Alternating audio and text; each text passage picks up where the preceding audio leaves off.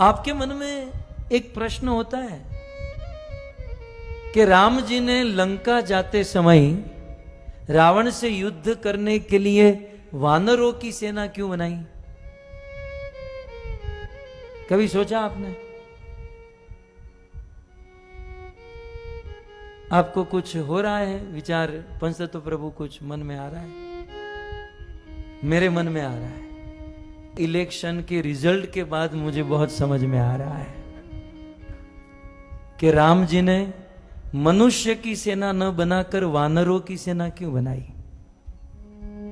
4 जून के रिजल्ट के बाद इतना समझ में आया कि राम जी ने अच्छा हुआ वानर की सेना बनाई, अच्छे से राम जी के साथ रहे, रावण के साथ युद्ध किए, विजय प्राप्त हुई। यदि मनुष्य की सेना लेकर राम जी गए होते ना, तो ये मनुष्य राम जी के साथ तो चलते, लंका भी पहुंच जाते, लेकिन लंका जाकर देखते ओ रावण की लंका सोने की बनी है, ये सारे मनुष्य सोने की ईंट, सोने का हार, उसी में रह जाते और राम जी अकेले हो जाते। यही बात नरेंद्र मोदी जी के साथ कल हुई है। सस्ता राशन चाहिए, सस्ता गेहूं चाहिए, सस्ता चावल चाहिए, उस थोड़े बहुत धन रुपये के प्रलोभन में एक साधु का साथ छोड़ दिया भारत के लोगों ने। कितना सुंदर आयोजन नरेंद्र भाई मोदी का था कि 400 से अधिक सीट आए तो आने वाले दिनों में निर्णय लेने में या परिवर्तन लाने में कठिनाई नहीं होगी। लेकिन हमारे अपने ही सनातन धर्मी हिंदू भाइयों ने, बड़े दुख का विषय है, मुस्लिम भाइयों ने 90% वोट किया और ये कहलाने वाले सनातन हिंदू धर्मी ने केवल 50-55% वोट किया। मैं आपके हाथ उंगली देखना नहीं चाहता हूं या दिखाना नहीं चाहता हूं कि हम कैसे हैं, लेकिन बड़ा दुख होता है कि हरि का एक लाल है।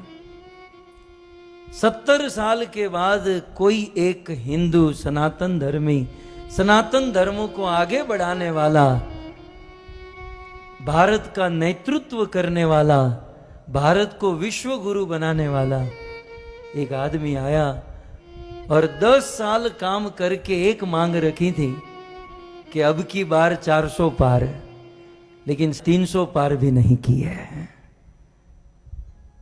आधे लोगों ने वोट ही नहीं किया और जिन्होंने वोट किया वो प्रलोभन में फंस गए। मुफ्त का राशन मिलेगा, ये मिलेगा, वो मिलेगा। अरे राशन पानी तो भाग्य की बात होती है, यह दिन दूर नहीं। यदि जनसंख्या पर नियंत्रण नहीं किया गया तो विधर्म की संख्या बढ़ेगी और यह कथा कीर्तन करना भी कठिन हो जाएगा। रात को सोए होंगे, आपके गले काटकर लोग चले जाएंगे। इतिहास के पत्ते पलटे ना, छत्रपति शिवाजी महाराज ने यह मुहिम चलाई थी,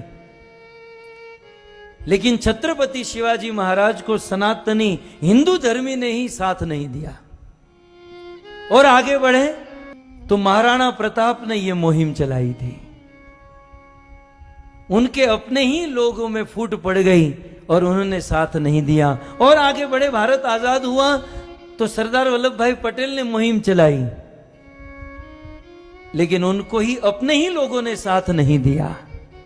और आजादी के 70 साल के बाद एक आदमी 10 साल के अगाह परिश्रम के बाद 400 पार जाना चाहता था, लेकिन हमारे अपने हिंदू सनातन धर्मी ने ही उनका साथ नहीं दिया। मैं तो मोदी जी को यदि मेरी आवाज पहुंचे तो यही सलाह दूंगा, भाई आप 70 साल के हुए हो, खा पीकर मौज करो, ये किसी के नहीं होने वाला है। इनको गुलामी करने की आदत ही पड़ गई है। एक आदमी ने बहुत सुंदर लिखा कि ऐसा लग रहा था कि हिंदू जागा है। ऐसा लग रहा था पिछले 10 सालों में कि हिंदू जागा है, लेकिन कल समझ में आया जागा था बाथरूम करने के लिए, फिर सो गया।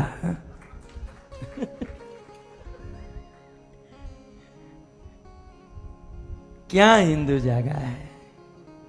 यदि बहुमत होता तो भारत का दृश्य कुछ और होता।